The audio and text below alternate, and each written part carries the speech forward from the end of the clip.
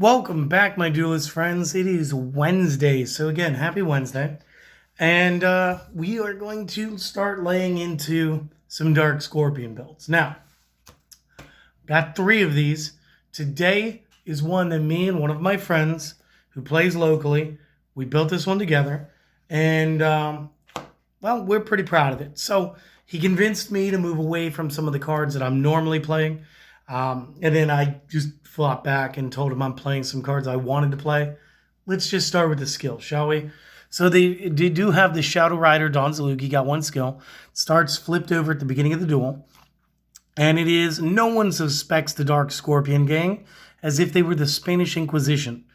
Once per duel, however, during the main phase, if you control a copy of Don Zalug, you may discard 1 card to special summon 2 Dark Scorpion monsters with different names from the hand and deck, 1 from each.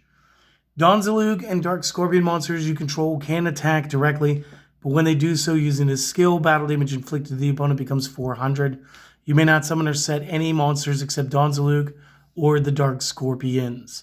So, they can always attack directly, I guess, but once per duel, we can spam them to the field, which is kind of crazy, especially when you guys see me do this for something else in a couple of weeks, because I think it's funny. So let's just do what we're here to do today, shall we?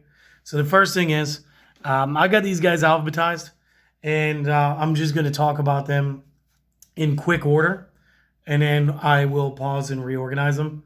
So we're going to be playing all of the Dark Scorpion gang, because I thought that by playing all 5 of them, we could do some really fun stuff. So let's talk about it. First is the most famous. His name is Don Zalug, and when he inflicts battle damage to the opponent, you can choose one of the following effects: rip 1 card from the opponent's hand, or top 2 from their deck to discard. So Don Zalug, in his own right, used to over-centralize a ton of the meta. Now I think the next best one is going to be our boy Cliff. When he inflicts battle damage to the opponent, you can activate one of the following: target a spell trap and destroy it, or send top 2 from deck to discard. So a lot of early Warrior Toolbox decks would run at least Dawn, but sometimes ran Cliff. I think my next favorite was Monet. When she inflicts battle damage, you can activate one of the following. You can add 1 Dark Scorpion from the deck to the hand. And I always hated the Don Zalug, although sharing the artwork, having the gang tattoo and everything, did not get an Arc Fiend type rewrite like Beast of Tulwar did, where Beast of Tulwar counts as an Arc Fiend card, but Don Zalug somehow does not count as a Dark Scorpion. But it allows you to add any Dark Scorpion card from the deck to the hand, which is fine. Or additionally, target 1 in the graveyard and add to your hand. And back then, we had a lot of card effects that would require you to discard cards. So using her to re-up your hand was a lot of fun and made sense economically. So you could activate things like Lightning Vortex in the past, and because Monet was around, then you could go ahead and rip back the Ignition card. Same thing with like Geki Break. 3, Chick, the yellow. Again, when battle damage, target a card on the field, bounce, which again is a great effect. And since we did approve this a little more than we did Monet, Chick got the 2nd most copies. Or look at the top card of their deck and either place it at the top or the bottom. So a nice like magic nod with like a Scry 1-ish effect. And again, just being absolute boss, you know, because that kind of control is hard to get a hold of sometimes, especially in Yu-Gi-Oh! There we go, that's sort of right. And then Gorg the Strong. And again, we're only going to play a single copy of Gorg because number 1, let's see if we can get him to focus. Number 1, he's the only tribute monster amongst them. And of course, our skill is going to make it much easier by just allowing him to play. So he was just harder to play. And additionally, I mean, you don't want too many tribute monsters in your hand in Speed Duel. When inflicts battle damage, you get to activate one of the following. You can either send 1 card from top of deck to grave, or target a monster your opponent controls, return it to the top of the deck.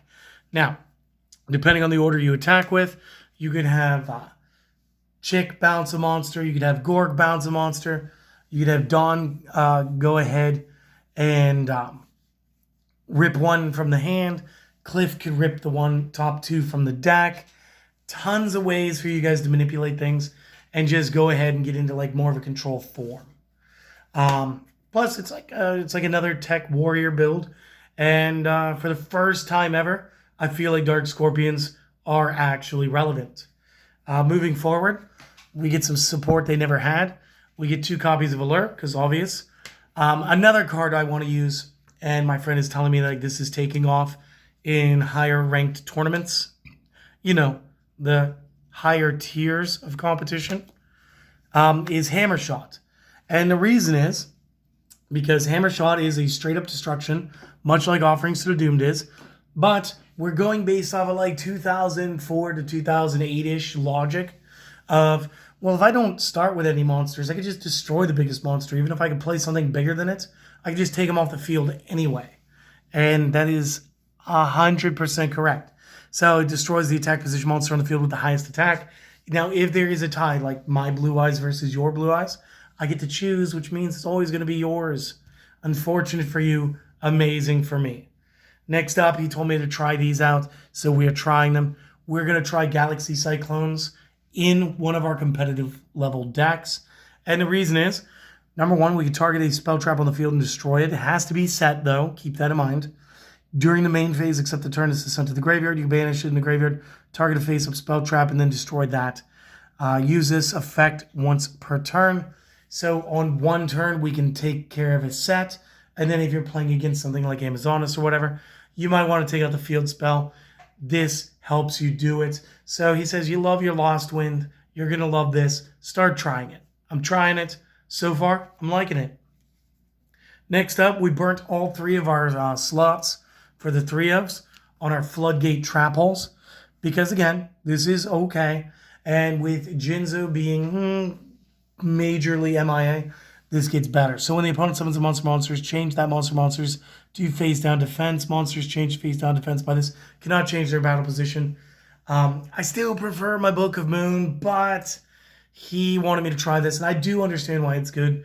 And the reason I like it right now is the mirror match.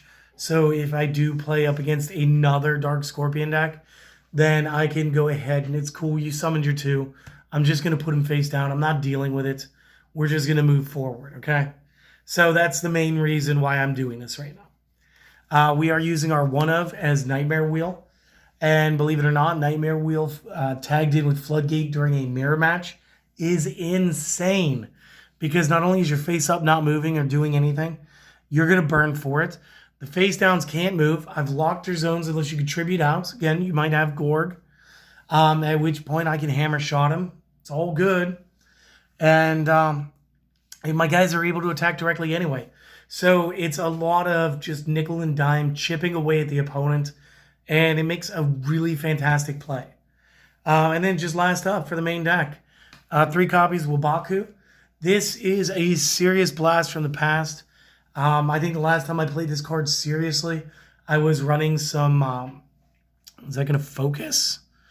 Running some Gladiator Beasts. And the reason was because even battle damage to me and monsters cannot be destroyed during the turn. I take no battle damage. So this is just a good trap. And with the Gladiators, it allowed you to do the tag outs to go ahead and vie for better field position. And in this, it's going to make sure that even though they're attacking as like little 400s and stuff, we're not going to get run over even though we're not really amping them. So real quick, take some notes and or a screenshot since we managed to get that to clear up. And I'll be back with the rest of the deck just in a moment. Starting with our extra deck. And again, generic good stuff. So we're just going to throw it down. Not going to pay it too much mind because you guys already know what's going on here. You guys know why they're all there. Going into the extra deck, or sorry, the side deck, however, I'm going to carry a copy of Nightbeam because I still like Nightbeam. And there are going to be some games where I'm going to toss out a Cyclone. I'm going to use a Galaxy and a Nightbeam. But again, sometimes I just like making sure that it can't respond back. Just my personal preference. Again, another thing that really helps us is going to be Lost Winds. And again, like if you're dealing with Cloudians and stuff, especially the ones that gain counters to gain their attack values, the Lost Wind's going to steal the effect. They're going to zero out anyway, so it's all fine. And then, of course, the 2 Waking the Dragons. Just want to make sure that that extra deck goes live. You know what I'm saying? So right now, this is the first competitive build. This is me and my friend. Tomorrow, I have a viewer submission that is equipment based. So we're going to go over that before we get to the casual build. So I hope that you guys enjoyed it. And if you have, consider supporting the channel. Easiest ways to do this are to like, comment, and of course, subscribe to the channel if you haven't already and if we've earned it. Make sure we earned it before you click. And maybe you want to help us a little more directly buying new supplies and making everything better here at the studio, the Duel Dungeon. And if that is the case, I will also leave a link to my Buy Me a Coffee in the description below. But again, remember, if it's not in your budget to help mine, don't. Seriously, it's great if you can. It's better, for me if you do. But seriously, if you can and you can afford it, do it. If not, don't even worry about it. Worry about this. Worry about having a great day. Worry about going out there and doing something that you enjoy today. Worry about some mental health. Go take care of it. Go do something you enjoy. I know that this is YouTube, so there's plenty of cat videos. Go watch some cute cat videos, guys. And come back again tomorrow for another deck list. I'll see you then. Later.